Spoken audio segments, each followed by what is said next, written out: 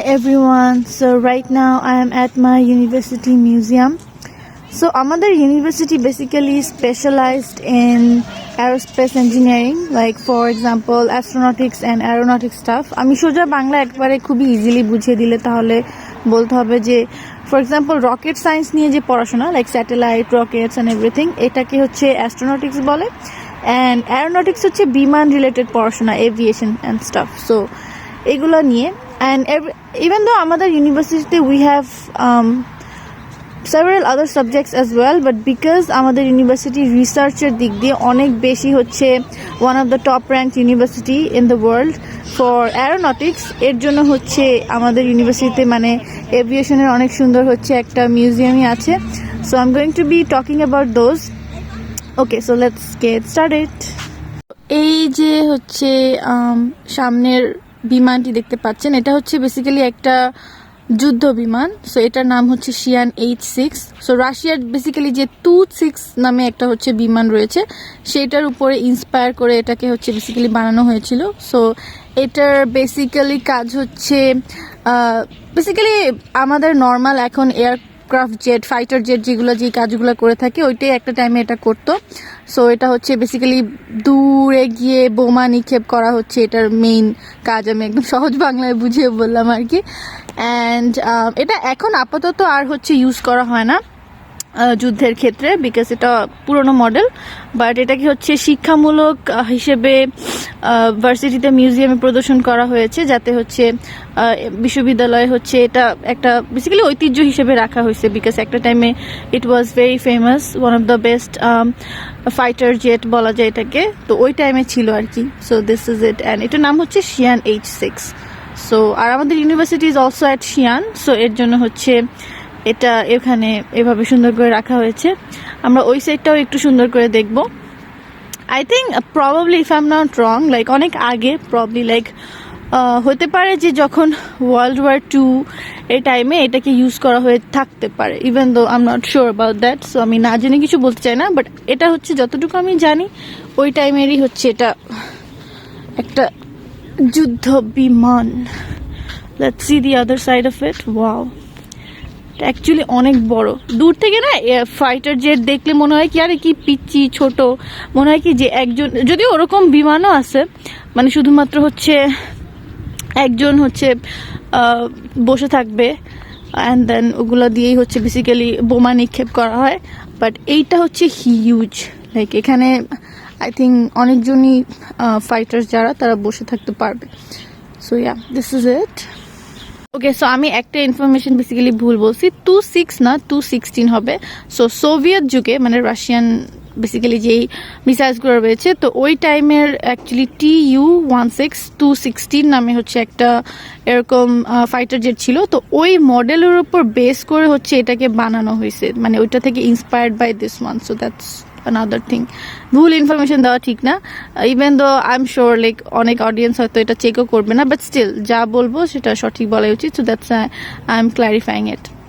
So next up is this one. এইটা basically এটাও same like যুদ্ধের কাজেই ব্যবহার করা হতো. এটা হচ্ছে একটা যুদ্ধ হেলিকপ্টার. সো এটা বেসিক্যালি ব্যবহার করা হতো অনেক আগে, মানে এখন যদিও এই জিনিসটা সক্রিয় না. এটার জন্য আই থিঙ্ক বিশ্ববিদ্যালয়ে জাস্ট অ্যাজ আ শিক্ষার জন্য এখানে জাস্ট প্রদর্শন করা হয়েছে.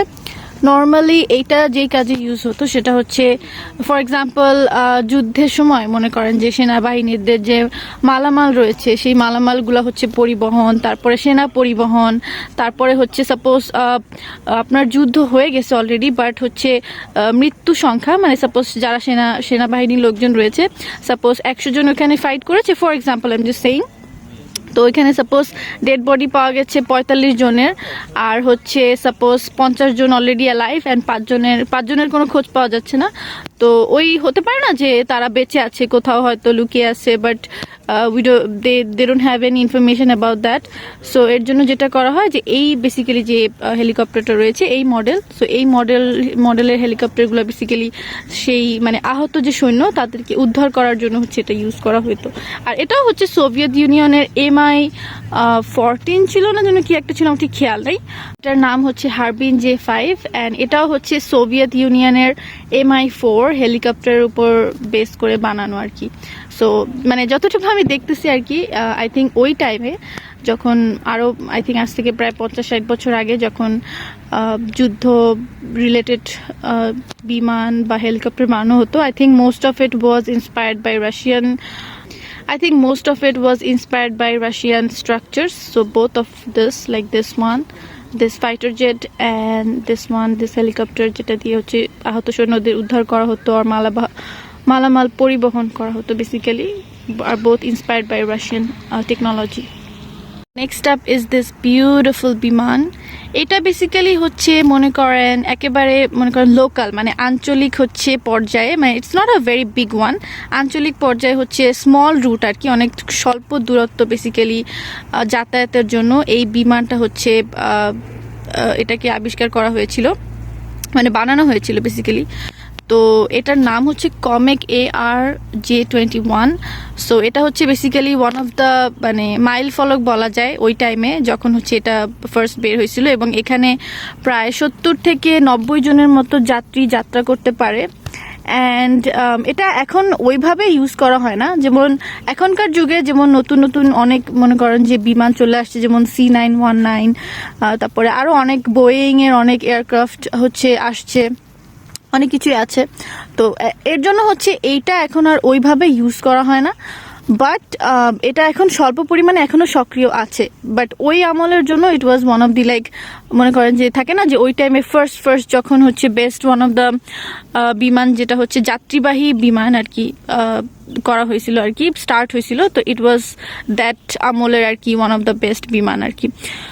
বিকজ হচ্ছে ওই টাইমে আর কি এটা এরকম একটা বিমান যেটা হচ্ছে স্বল্প দূরত্বের জন্য আঞ্চলিকভাবে আর কি লোকাল রুটগুলো স্বল্প দূরত্বের জন্য 70 থেকে 90 জন যাত্রীর মতো নিয়ে এখানে যাওয়া আসা, ইট ওয়াজ ভেরি রেয়ার।